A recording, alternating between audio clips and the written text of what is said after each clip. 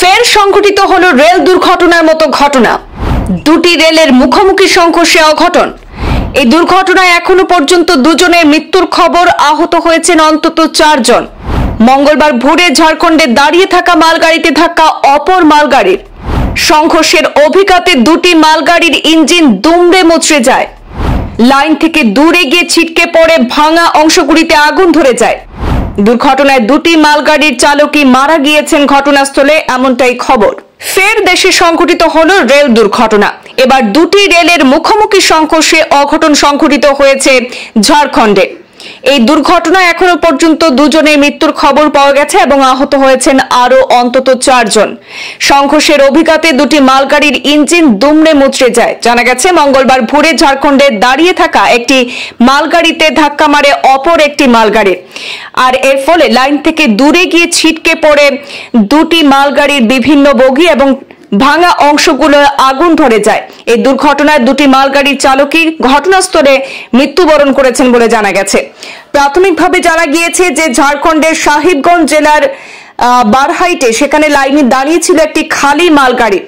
ভোর 4টে নাগাদ সেই লাইন ধরেই নাকি ছুটে আসছিল ফারাক্কা থেকে লালমাটিয়ার উদ্দেশ্যে যাওয়া কয়লা বোঝাই অপর একটি মালগাড়ি, আর সংঘর্ষের অভিঘাতে দুটি মালগাড়ির ইঞ্জিন দুমড়ে মুচড়ে যায়। সেগুলি লাইন থেকে দূরে ছিটকে গিয়ে পড়ে এবং তারপরেই ভাঙা অংশগুলোয় আগুন ধরে যায়। দুর্ঘটনায় দুটি মালগাড়ির চালক মারা গিয়েছেন। একটি দেহ উদ্ধার করা গেলেও অপর দেহ উদ্ধারের কাজ চলছে। ইঞ্জিনে আগুন লাগার খবর পেয়ে ঘটনাস্থলে পৌঁছায় দমকল বাহিনী। ঘটনাস্থলে গিয়েছেন রেলের উচ্চপদস্থ আধিকারিকরা। তবে কি কারণে এই দুর্ঘটনা সংঘটিত হয়েছে তা খতিয়ে দেখা হচ্ছে। যে লাইনে দুর্ঘটনাটি সংঘটিত হয়েছে সেটি মারাত্মকভাবে ক্ষতিগ্রস্ত হয়েছে। রেল সূত্রে জানা গিয়েছে, আপাতত 2-3 দিন সেই লাইনে কোনো মালবাহী ট্রেন চলাচল করতে পারবে না।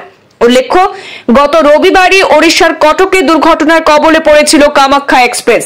বেঙ্গালুরু থেকে কামাখ্যার দিকে যাওয়ার পথে কটকে সেই ট্রেন লাইনচ্যুত হয়ে যায়। পরপর 11টি কামরা লাইনচ্যুত হয়ে গেছিল, আর সেই দুর্ঘটনায় একজনের মৃত্যু এবং অন্তত 7 জন আহত হওয়ার খবর পাওয়া গিয়েছিল পরবর্তীতে।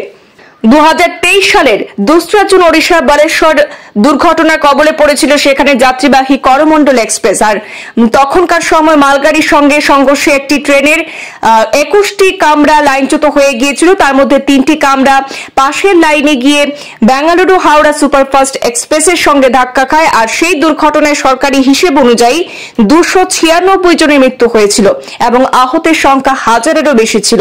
তারপরেও দেশের নানা প্রান্তে ছোট বড় একাধিক ট্রেন দুর্ঘটনা সংঘটিত হয়েছে। ট্রেনের যাত্রীদের সুরক্ষা এবং নিরাপত্তা নিয়েও প্রশ্ন উঠেছে।